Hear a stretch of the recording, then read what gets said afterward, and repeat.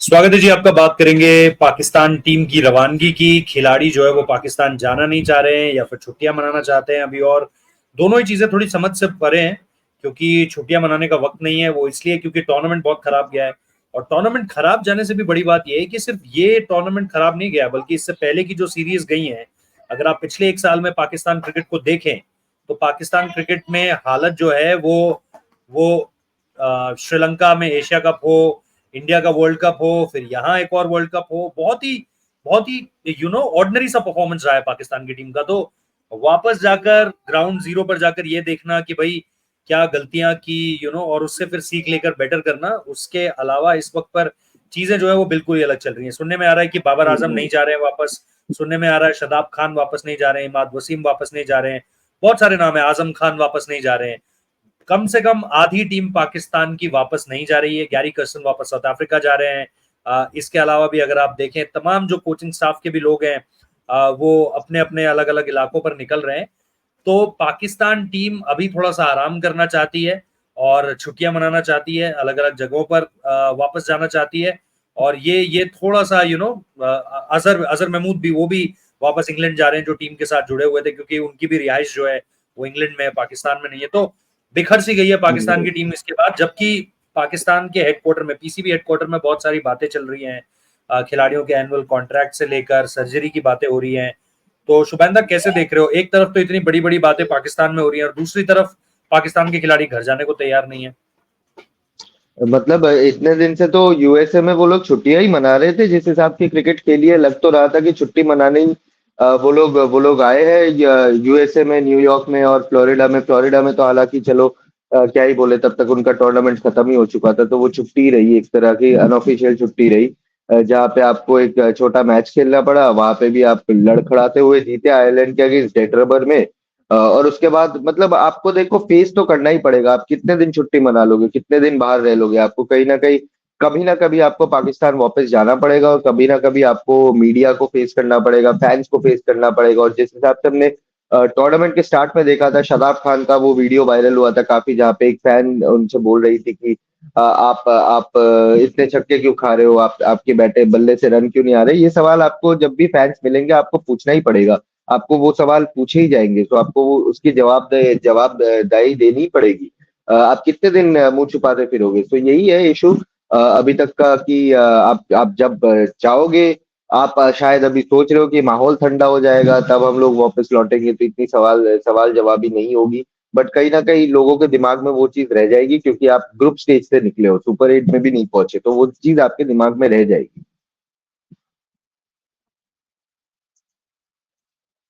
और इसमें एक चीज ये भी है, जैसा मैंने कहा कि बहुत जरूरी है कि ये टीम वापस से यूनाइट हो इन चीजों को लेकर के, कि आगे की प्लानिंग क्या होने वाली है बॉस, आगे आप क्या करने वाले हो, क्योंकि आपको लेकर के जो चीजें चल रही है, अगर अगर अगर बाबर को तुरंत ही सैक कर दिया जाता है, या या अगर बाबर से फीडबैक भी लिया जाता है इन सारी चीजों का, तो भी 50 तरह की बातें चल रही है ना। कोई कह रहा है आपका एनुअल कॉन्ट्रैक्ट जी खत्म हो जाएगा, कोई कह रहा है बड़ी रकम जो है वो कम रकम में बदल जाएगी, कुछ खिलाड़ियों को बाहर कर दिया जाएगा, कुछ खिलाड़ियों को डोमेस्टिक के लिए वापस भेज दिया जाएगा। कुछ जो रिपोर्ट्स हमें हमें सुनने में मिल रही हैं, उसमें तो बाकायदा ये भी कहा गया है कि हैरत होगी आपको कई सारे नाम देखकर जिन्हें वापस डोमेस्टिक क्रिकेट भेजा जाएगा। तो बहुत सारे चेंजेस की बात कही जा रही है, और उसमें अगर पाकिस्तान के जो टॉप प्लेयर्स हैं वो अगर खुद को यहीं पर रोक रहे हैं, कोई अमेरिका रोक रहा है, कोई इंग्लैंड जा रहा है, अलग अलग जगहों पर रोक रहे हैं, तो मेरे हिसाब से तो फिर जो एक्शन होगा उस पर कोई खुद को डिफेंड कैसे कर पाएगा? क्योंकि अगर अगर पीसीबी ने सोच लिया कि ठीक है बाबर से ऑनलाइन बात कर लेते हैं, एक वर्चुअल मीटिंग कर लेते हैं, क्योंकि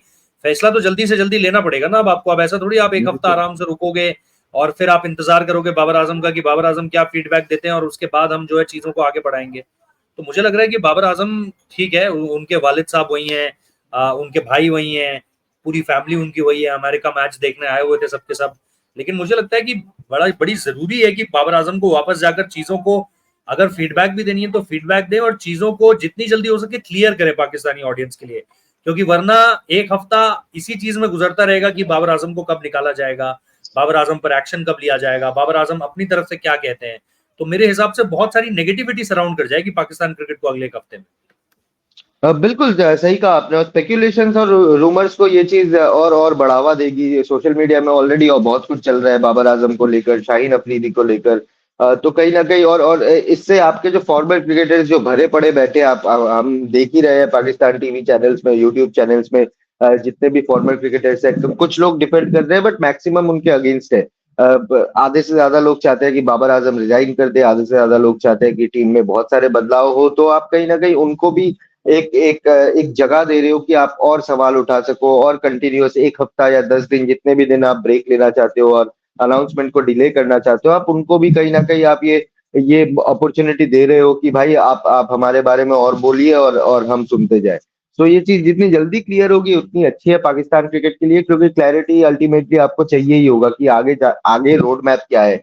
आप प्रेस कॉन्फ्रेंसेज में आके आप अपनी वर्चुअल मीटिंग्स में बहुत कुछ बड़ी बड़ी बातें कह देते हो, बट अल्टीमेटली उसका उसका रिजल्ट क्या है? अगर आप डोमेस्टिक क्रिकेट में भी भेज रहे हो, तो क्या डोमेस्टिक क्रिकेट आपका वो बेंचमार्क है जिसके आधार पे आप प्लेयर्स को सिलेक्ट कर रहे हो? ये सवाल खुद को वो सिलेक्शन कमेटी को पूछना पड़ेगा, पीसीबी चीफ मोहसिन नकवी को पूछना पड़ेगा। क्या पीएसएल उनका बेंचमार्क है? क्योंकि पीएसएल के परफॉर्मर तो हमें टीम में दिखे नहीं। तो आपका बेंचमार्क क्या है वो आपको ढूंढना पड़ेगा, जिसके आधार में आप टीम सिलेक्ट करोगे आगे।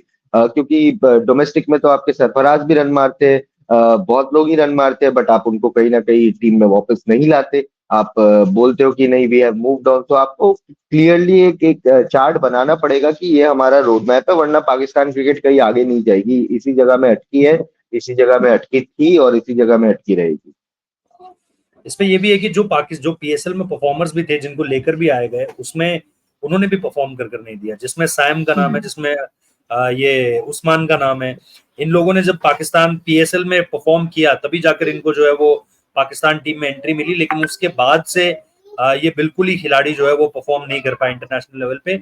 ये एक बार फिर से बताता है कि पीएसएल का जो कंपटीशन है, पीएसएल में जो कॉम्पिटिटिवनेस है, वो शायद इंटरनेशनल क्रिकेट से अभी बहुत नीचे की है, जो आपको इंटरनेशनल क्रिकेट में दिखाई देती है।